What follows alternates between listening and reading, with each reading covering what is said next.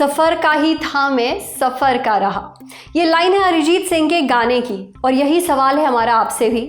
क्या आपका ज़्यादातर वक्त सफ़र में बीतता है? घंटों फ्लाइट में बैठना पड़ता है, ट्रेन की बर्थ या कुर्सी पर जमे रहते हैं, घंटों गाड़ी में ट्रैवल करते हैं रोज़? अगर आपका जवाब हाँ है तो ज़रा बच के।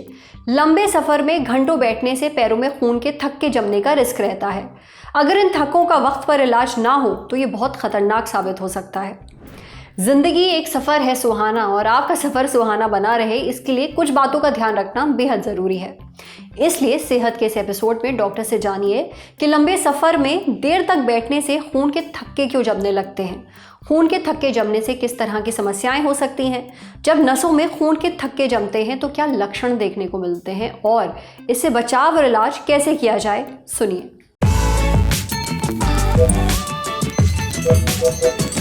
Brought to you by Sensodent K। बस पैक नहीं है। SLS पैराफिन और दूध का करंट भी कौन? तो लाइफ का करंट ऑन। कुछ भी। तो ट्राई करके देख ले। Sensodent K toothpaste for sensitive teeth. खून का दौरा चलने के लिए बहुत ज़रूरी है कि हम चलते रहें, हमारे पैर चलते रहें। और अगर हम रुक जाएंगे, बैठे रहेंगे, लंबे सफ़र में बैठे रहेंगे तो खून का दौरा स्लो हो जाता है और स्लो हो जाने के कारण क्लॉटिंग हो जाती है। तो इसलिए लॉन्ग डिस्टेंस फ्लाइंग, बहुत देर बस में, गाड़ी में सफ़र करना, उससे पैरों में क्लॉट जमने का रिस्क बढ़ जाता है। खून के धक्के जब जमते हैं तो सडनली जब खून के धक्के जमते हैं तो पैरों में स्वेलिंग आ जाती है, पेन हो जाता है, पैर बहुत टाइट हो जाते हैं और बहुत बेतहाशा दर्द होता है। इससे हमारा खून का सर्कुलेशन जब रुक जाता है उसकी वजह से वहाँ से क्लॉट्स निकल के फेफड़ों में जा सकते हैं, उससे लंग क्लॉट्स यानी पल्मोनरी एम्बोलिज्म हो जाता है, जो कि एक बहुत ही खतरनाक तकलीफ होती है। अगर पैर की नसों में क्लॉटिंग हो जाए तो सबसे पहले स्वेलिंग आती है, पेन होता है, चलना मुश्किल हो जाता है और जब पैर बहुत भारी हो जाते हैं, ज़्यादा चलने में दर्द होने लग जाता है तो फिर पैरों में बहुत जख्म बन जाते हैं, कुछ कालापन आ जाता है, डिस्कलरेशन हो जाता है और ये चीज़ बढ़ के ब्लीडिंग वगैरह भी हो सकती है। जैसा कि मैंने कहा कि खून का दौरा चलाने के लिए हमें चलना बहुत ज़रूरी है, तो इसलिए एक्सरसाइज करना बहुत ज़रूरी है ताकि खून का दौरा चलता रहे और क्लॉटिंग ना हो।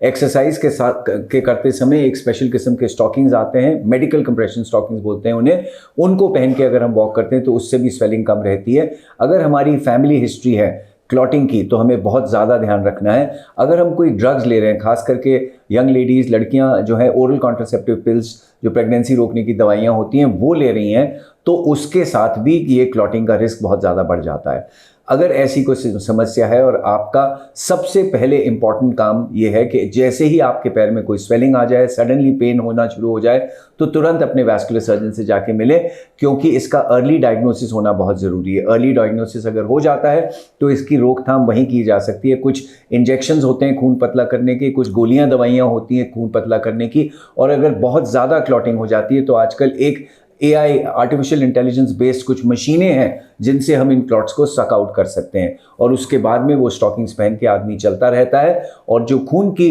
पतला करने की जो गोलियां हैं वो लेनी, लंबे अरसे तक लेनी बहुत ज़रूरी हो जाती है। इसकी प्रिवेंशन बहुत ज़रूरी है क्योंकि ट्रीटमेंट बहुत लंबा और परेशानजनक है। सफ़र पर निकलें मगर अपनी सेहत का भी ख्याल रखें। आपकी सीट रिक्लाइनर वाली होनी चाहिए, यानी जो सीट पीछे की तरफ हो जाती है, इससे खून का फ्लो ठीक रहता है। इसके अलावा हर 1-2 घंटे में अपनी सीट से उठें, थोड़ा चलिए फिरिए। गाड़ी से हैं तो गाड़ी रोक कर थोड़ा आसपास चलिए। घर आएँ तो अपने पैरों की मसाज ज़रूर करें। आप कंप्रेशन स्टॉकिंग्स पहन सकते हैं। अब बढ़ते हैं सेहत के अगले सेगमेंट की तरफ, तन की बात। जानिए क्या है हार्मोन रिप्लेसमेंट थेरेपी, जिससे कोई पुरुष महिला बन सकता है और महिला से पुरुष बन सकता है।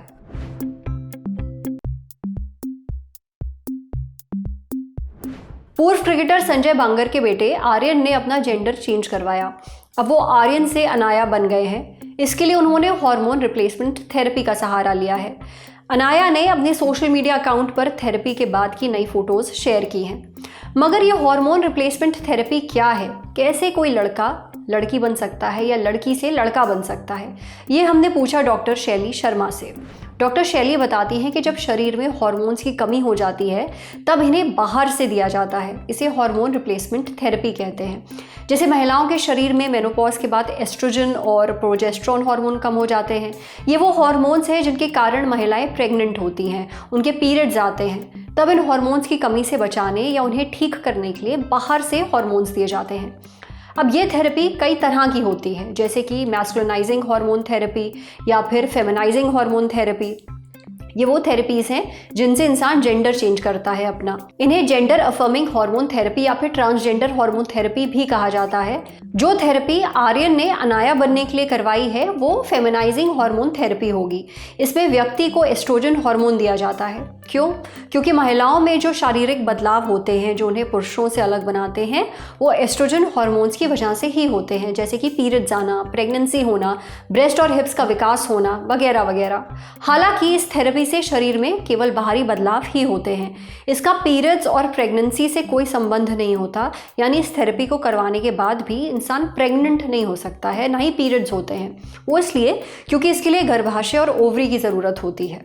अब फेमिनाइजिंग हार्मोन थेरेपी में एस्ट्रोजन हार्मोन तो दिया ही जाता है, शरीर में टेस्टोस्टेरोन की मात्रा घटाने के लिए एंटी एंड्रोजन्स भी दिए जाते हैं। इसे एक तरह की आप दवाई समझ सकते हैं। इसमें व्यक्ति के शरीर में बदलाव होने लगते हैं, ब्रेस्ट उभरने लगते हैं, स्किन सॉफ्ट हो जाती है, शरीर और चेहरे पर बाल कम होने लगते हैं, शरीर में फैट डिस्ट्रीब्यूशन भी अलग तरीके से होने लगता है, जैसे हिप्स और जांघों में अधिक फैट जमा होता है ताकि शारीरिक बनावट महिलाओं जैसी हो जाए।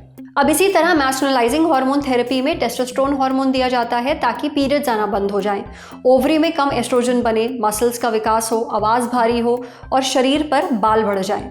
अब बात आती है कि ये हार्मोन्स दिए कैसे जाते हैं। डॉक्टर शैली बताती हैं कि हार्मोन्स देने के कई तरीके हैं, जैसे गोली, पैच, जेल, क्रीम या फिर इंजेक्शंस।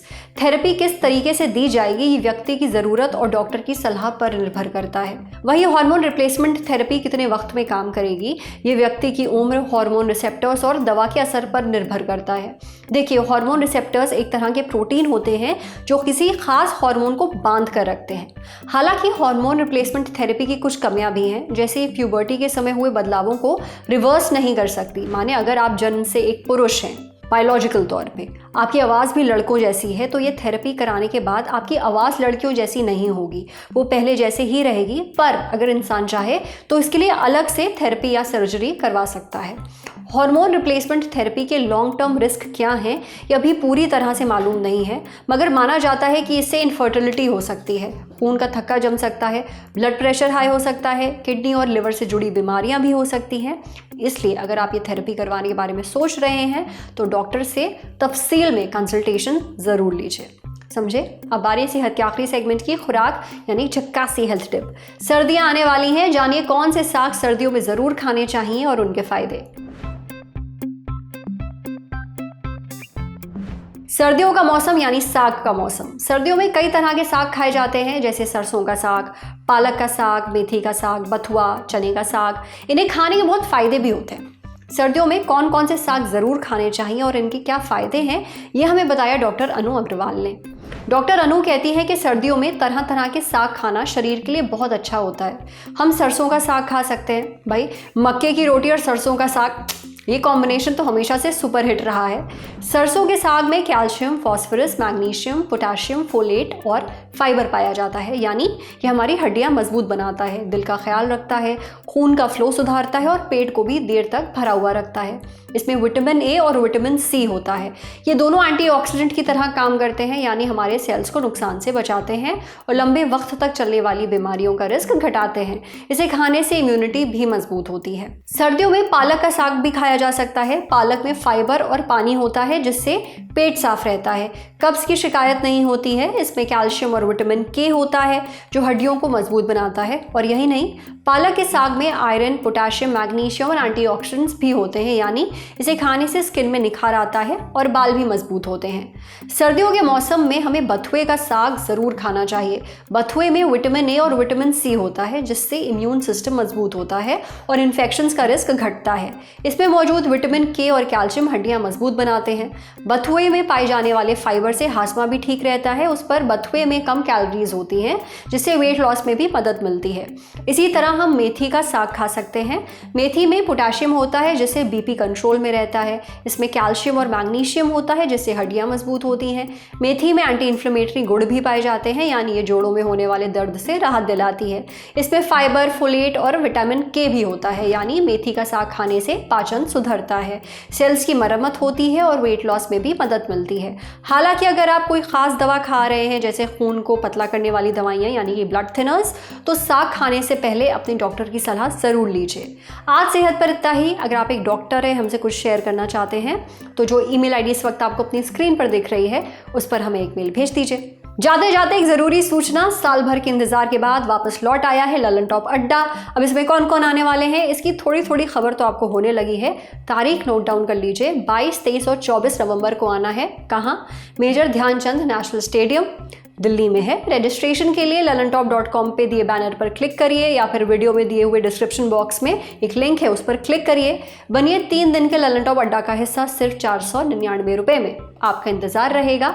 जल्दी मिलते हैं। शुक्रिया। सवाल बहुत सारे हैं, जवाब 3 दिनों में मिलेंगे। तारीख है 22, 23 और 24 नवंबर। जगह है दिल्ली का मेजर ध्यानचंद स्टेडियम और मौका है ललन टॉप के सालाना जलसे का, यानी ललन टॉप अड्डे का। पर सवाल क्या है? दिलरुबा इतनी हसीन क्यों है? मम्मी कैसी हैं? ब्राउन रंग किसने लिखा? और गाड़े कहाँ थे? आइए और देश और दुनिया की नामचीन हस्तियों से मिलिए, उनसे अपने हिस्से के सवाल पूछिए और कहकहों में और ज्ञान की रोशनी में सराबोर हो जाइए, क्योंकि ये है ललन टॉप का सालाना अड्डा। और इस अड्डे का हिस्सा बनने के लिए आपको करना होगा रजिस्ट्रेशन thelalantop.com पर जाकर, या डिस्क्रिप्शन में दिए लिंक पर। 499 रुपये मात्र में 3 दिनों का पास आपके लिए उपलब्ध हो जाएगा। और फिर होगी भरपूर मौज, क्योंकि नाम है हमारा ललन टॉप।